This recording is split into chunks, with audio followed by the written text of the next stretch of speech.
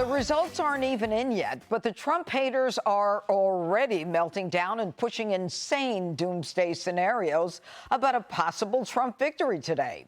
One clown is warning how Trump might ban historians from writing books. If historians in the future are allowed to write books, and by the way, that question is open this morning. In the post-election period in 2020 was that he was a unique threat.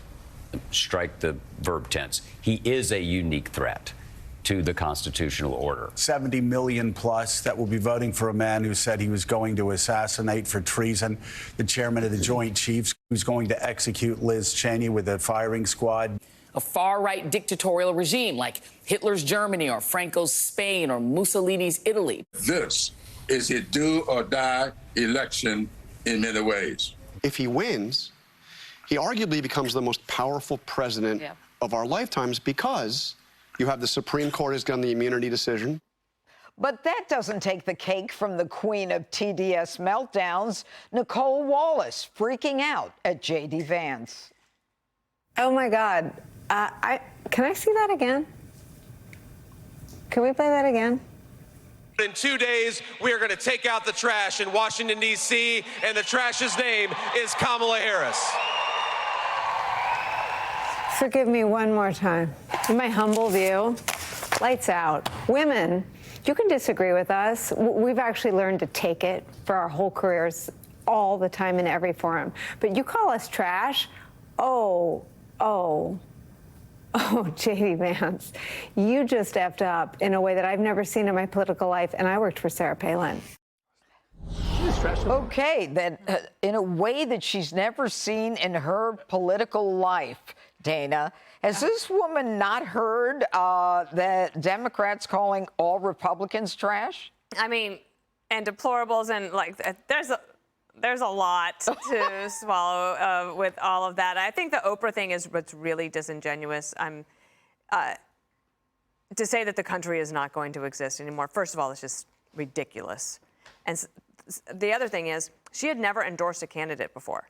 She decided to do it for Kamala Harris this time. So, okay, maybe she actually thinks, does she actually think the country is not going to exist? He was president for 4 years. What do they think he's going to do if he wins tonight? And he might win tonight. The historian, Michael Beschloss, who was interviewed there, we showed a clip of him, he actually said that historians might be banned if Donald Trump is elected. Like, who's going to have the time to ban the historians anyway? There's plenty of other things to have to fix. And here's my last point.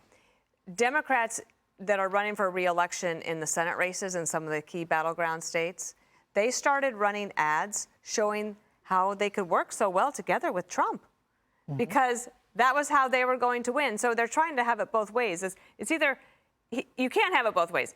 He's either the person who's going to end democracy on January 21st, the day after he takes office if he wins, or he's the one that you can get along with and that you can do bipartisan deals with, and that you're happy to have him around and have him in your campaign ads. You can't have it both ways. Well, Harold, if Trump does win, I mean, what is the next thing that the Democrats will do? Will they continue to call him Nazi and a fascist? Will they have a breakdown? And will they continue with the divisive rhetoric? I hope the divisive rhetoric ceases, period, on both sides.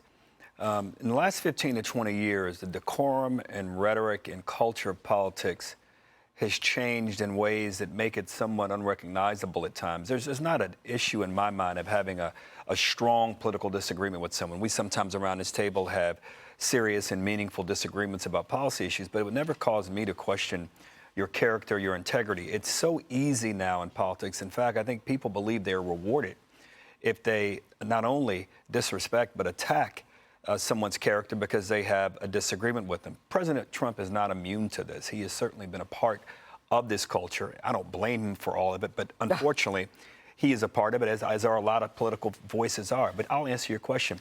I will be, if he wins, Judge, I will be one of the first, if not the first on this network as a Democrat to say it's time now to get on with trying to usher in a new era of harmony and peace, reconciliation, healing, and hopefully some results for the American people. And I would hope that both sides, my side of the aisle and the other side of the aisle, would champion that as well. Jesse, I'll ask you the same question. How do you think the Democrats are going to react? We remember New York City the night that Donald Trump won in 2016. We also remember that huge march when he won in Washington, D.C. with the hats. I won't mention them. What do you see happening? Will the divisive rhetoric by the Democrats, will he no longer be Hitler and no longer a fascist? No, they're still going to call him that.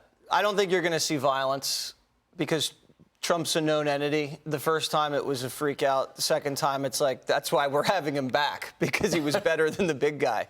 But MSNBC is going to be a psych ward. And they're going to position themselves as the anti-Trump place to go, where you want to have anger, hate, conspiracy theories, predictions that don't work out.